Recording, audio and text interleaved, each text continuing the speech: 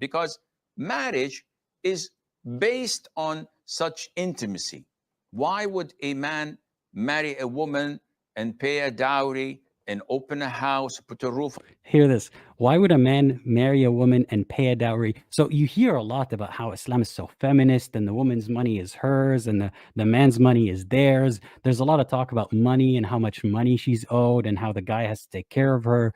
But that money doesn't come pro bono. It's not free. There's a lot of strings attached. They get to hold that money over your head all the time. Like here where he says, the guy paid money. The guy paid money, he gets ass. Like that's the equation here. She's not allowed to refuse him sex unless she's physically incapable of it or unless she's sick or something.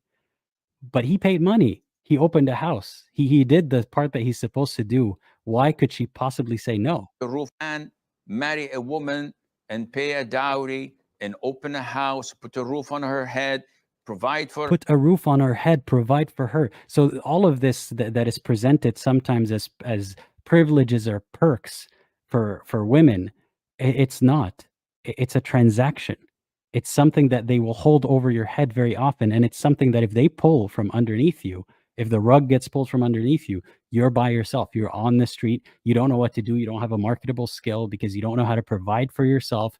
Because unfortunately, a lot of women, or dare I say girls, are put in this situation from a very young age where all they know is to be a wife, even from before they're 18 in many situations, or before they've graduated university. Even if they just graduated university, they don't know what it's like to live a life independently, whether they were in their father's house their entire life, and that's how it usually goes, whether they didn't even finish education, whether they work or don't work, they end up being in a situation where they're dependent on a man for an income and for a life. And without him, they don't know what to do. And then they're owed, the husband is owed things for that. So as he puts it, why would a guy spend all this money just to have a woman say no to him? This is the perfect arrangement for incels, to be honest. All you got to do is get the money and convince a man to get his daughter to marry you and make sure that she doesn't say no, and then you're set. You just pay the money and you're good. And pay a dowry and open a house, put a roof on her head, provide for her food, not ask her for any financial contribution, none whatsoever. Why would he do? Again, it's all about money, money, money, money. So as long as she doesn't pay money, she has to pay another way. It reminds me of those memes about, I'm sorry, I don't have any money to pay you. I hope there's another way we can settle this, except in those situations, in those, jokes about porn scenarios, the woman is offering. In this situation, she's coerced to do it. Would he do that? Simply so that he could enjoy staying with her and being intimate with her in a halal way. If she prevents him from having his right, if she prevents him, again, listen to the language, if she prevents him from having his rights, the Prophet, without any legitimate reason. Again, the only legitimate reason to this guy is if she's in physical harm. Otherwise, there's no legitimate reason. Prophet told us, والسلام, that the angels would curse her all night long till the break of dawn. And this is every single night. And this may sound silly to some of us, because for one, I don't believe in angels or devils or God or any of that stuff. So I don't think if I were in that situation, I wouldn't feel distress from hearing the hadith that angels are cursing me all night long. But there are many people who do believe in that. And I don't think that their feelings or their experience should be discarded or dismissed or ridiculed just because they believe in something that we view as unlikely or nonsensical. So if a woman does actually believe that the hadith or stuff that the Prophet said, and she believes that the Prophet is the best man ever and that God told him to say things, then she believes that if she doesn't put out, the angels will curse her, and somehow that's going to influence her position, her seat in the afterlife. If she actually believes this stuff, then she will put out against her will. Again, I remind you, it may sound ridiculous to you and me, But what matters is that the end result is there are a lot of women who are put in these situations, and they are forced to just comply, because what's the alternative? Either being abused by their husband, or maybe even divorced and have no income, or the angels curse them till they go to hell. It's sad, really. So this is a major sin, and she has to be really careful not to do that. If she's And notice how I mean, this is terrible. And if had it been done the other way around, I would still think it's terrible. But the fact that it's missing says a lot. There is no hadith about how the guy who doesn't know how to please his wife, or doesn't want to please his wife, he will be cursed by the angels and by the Hur al-Ain and whatever. There's none of that.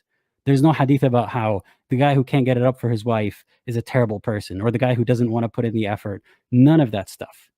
None of that. But for the woman, the language is always blaming her, and there's all these mechanisms to pressure her to put out. Yeah, I'm not going to read some of the live chat. It's funny, but I can't read it on the stream. if she is not happy in the marriage, she can bail out. She can ask for khul', give him back his dowry. Okay, let's clarify. If she's not happy in the marriage, she can't bail out in the sense that, hey, I want a divorce. I'm going to contact my lawyer, or I'm leaving. That's not how it works for a Muslim woman. For a Muslim woman, as he said, she can ask for khula. She can bail out. She can ask for khul'. She can ask for separation. She can request from a judge and make a case to the judge. She has to go to another man, right? Like this woman is being mistreated or coerced by a man, and she has to go to a different man and tell him, please, dear Sir Sheikh Judge, I beg you to let me divorce my husband. She has to make a case, and then she has to pay him back the money that he was so, he slapped it on the table, and he's like, this is the money that's for you because I'm such a good Muslim man. And then she has to pay it all back. So don't let sheikhs fool you with the whole narrative that women have rights in Islam and money is to honor the women. No, it's a tool. It's a tool that is used to control the women. Give him back his dowry, and she goes to her father's house without no problems, without any harm done. Oh, again, hear this. She goes back to her father's house. He views women as property that transfers ownership from the husband to the father. Like she can't exist on her own. It can't possibly be that she moves to an apartment and continues working her job and does well for herself. No, she moves back to her father's house because she's like a child, like a house plant, like something to be nurtured and cared for, because she can't do it for herself. And in many situations, that is true. But why is that true? Because they infantilize these women up until they hand them off to the first man that marries them. And they're still children that are grown up, and they don't know what to do in life. And I don't blame them. It's difficult to have that kind of upbringing and know what to do next. So as he says, if she's unhappy, she's supposed to go beg a judge to let her be divorced. And imagine a situation, which happens a lot, by the way, where a judge says, nah, you didn't make a good enough case. Or in the meantime, as she's presenting her case, like, for example, imagine if the case is, the sex with my husband is very lousy, or he forces himself on me and I'm not happy with our sex life. That man will now be embarrassed and humiliated. And for a lot of Muslim men, honor and these sorts of, image are huge, huge things. So what will a man who has the right to discipline his wife, the God-given right to beat his wife, what do you think he'll do when his wife goes and tells a random stranger, a judge, and in front of other people, I don't want to be with this man because he doesn't please me sexually? Do you think she'll be safe in that situation? So no, it's not that she'll just, as he put it, how did this guy put it? Be really careful not to do that. If she is not happy in the marriage, she can bail out. She can ask for khul'. She doesn't just get to easily just bail out, go back to her daddy's house and chill at home. That's not how it works. That's not how it's supposed to work. That's not what women actually want. They don't want to be treated as children who then go back to father's house. For khul' problems without any harm done. But to stay in the marriage and for him to provide for her and to live with her without having his rights, this is unfair and illogical. Finally, I don't think you understand what logic means, Sheikh. a It's terrible. It's funny that he calls anything illogical. I mean, coming from a guy who thinks that bases his entire life on God told the man who told the man in a cave. It's yeah. Kenny says, this happened before, and the Prophet told her she couldn't divorce her husband till they have sex. Remember the hadith with the woman who turned green from beating? Yes, if you'd like to link that hadith, I'll have it in the description later. There was a hadith where a woman was beaten so hard that her skin turned green. And she went to Aisha, the Prophet's wife, the Prophet's favorite young wife, and told her about this. Told her that since that verse was revealed, that men can beat their wives, women have been mistreated so badly. And she said, there are no women mistreated worse than Muslim women. And then she told the Prophet her skin was as green as this garment that she was wearing. And the Prophet told that woman, it was all hadith that I've showed before. He asked that woman, why do you want to divorce your husband? And she said, well, he's impotent.